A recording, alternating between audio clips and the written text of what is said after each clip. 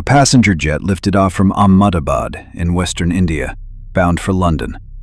And 32 seconds later, it was over. The aircraft never cleared the rooftops. It came down a mile from the runway and crashed into a building full of medical students, and almost everyone on board was gone. What makes this crash different is not how it ended. It's what the recorders found. Two switches that are supposed to be almost impossible to move had moved.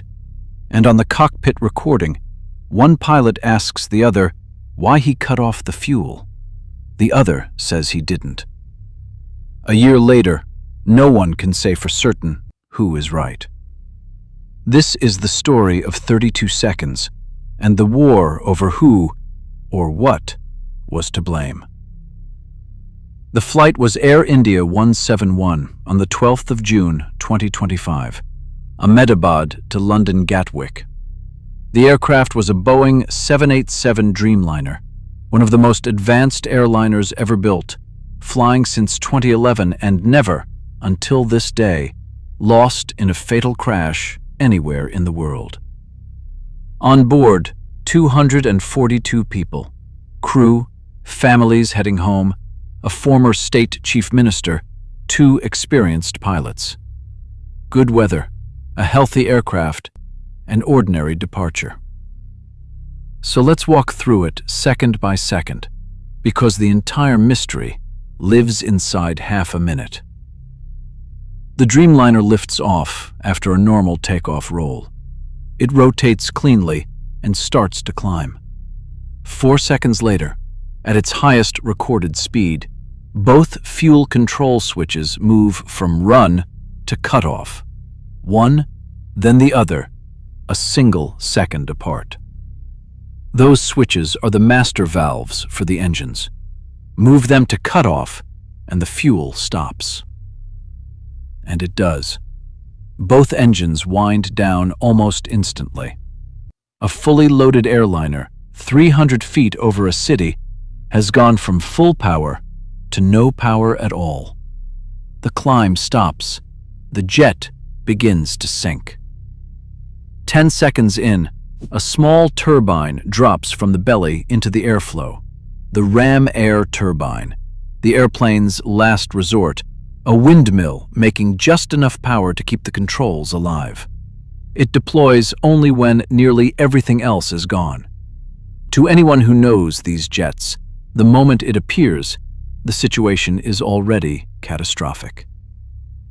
Then, 14 seconds in, one switch goes back to run. 4 seconds later, so does the other.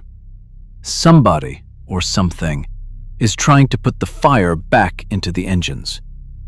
And it almost works. The first engine catches and begins to spool up. The second catches too, but its core never recovers the speed it needs for thrust.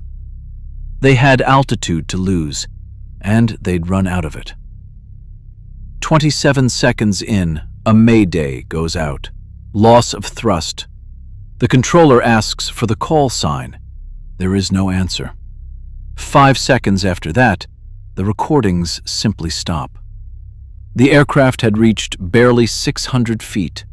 It came down onto a medical college hostel, a mile from the runway, killing 19 people on the ground, many of them young students, and injuring dozens more.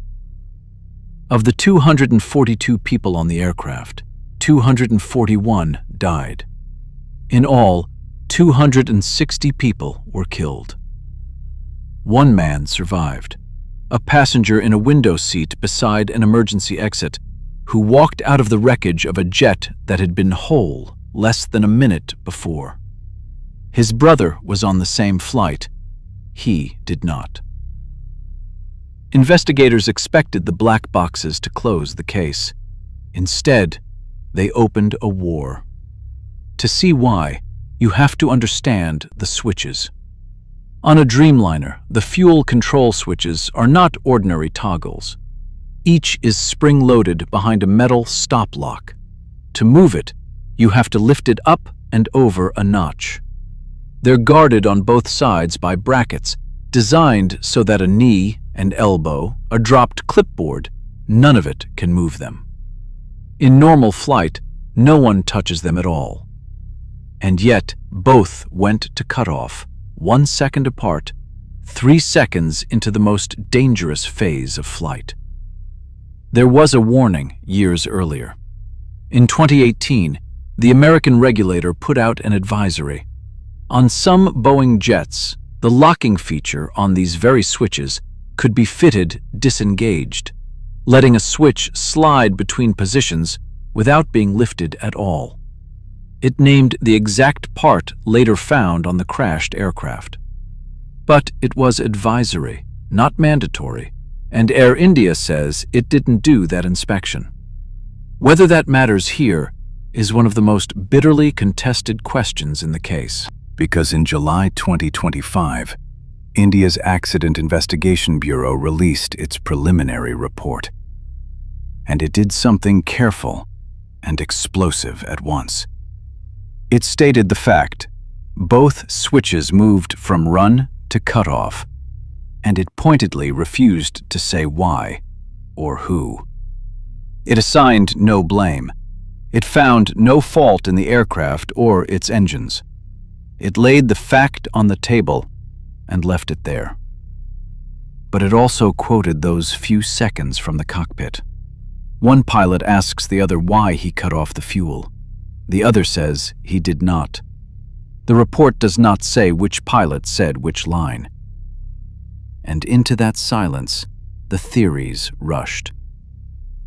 By late 2025, news organizations reported that some investigators, speaking anonymously, had come to believe the captain moved the switches deliberately. The word that hung over it, unspoken in the official documents, but loud everywhere else, was suicide. India's piloting community pushed back hard, condemning what they called a reckless, unfounded insinuation and questioning the secrecy of the probe. And they pointed to what the leaks left out. If a pilot had decided to end the flight, why would the switches go back to run 12 seconds later? Why fight to restart the engines you just shut down? The data shows a recovery attempt, what you'd expect from a crew trying to save the aircraft, not from a deliberate act.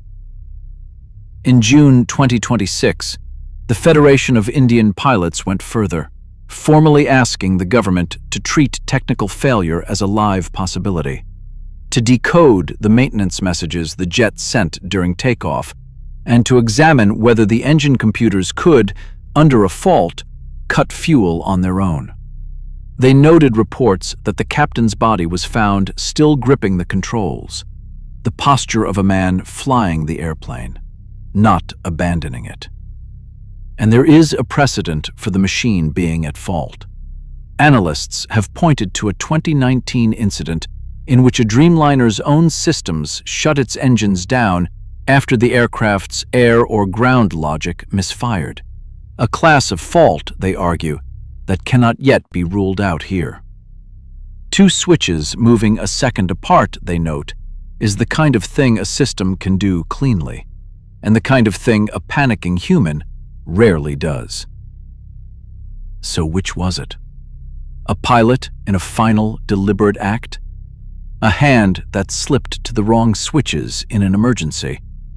Or a machine that shut down its own engines and let two pilots take the blame? A year on, the honest answer is that we do not know, and the people best placed to know cannot agree. And here is the strange, uncomfortable heart of it.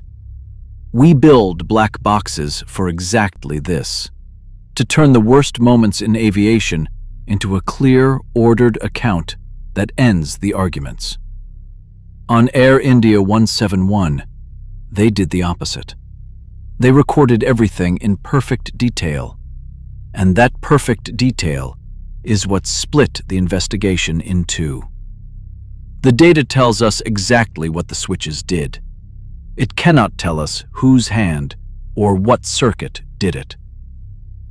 In the meantime, the consequences rippled out. Within days, regulators ordered extra inspections across Air India's Dreamliner fleet. The airline checked the switch locks on every aircraft and reported no problems. And the switches stayed in the news.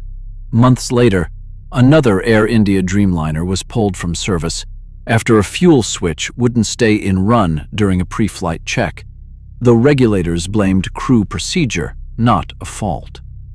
Families were offered settlements, some reportedly tied to terms limiting their right to sue. And a captain who can no longer speak for himself became the center of a theory his colleagues consider not just wrong, but cruel. A final report was expected around the first anniversary of the crash, and as that day approached, it still wasn't clear whether it would arrive on time or be final at all. 260 people died in 32 seconds. A family lost one son and kept another. A medical college lost students in their dormitory. And a profession is still fighting to defend two pilots who are not here to defend themselves.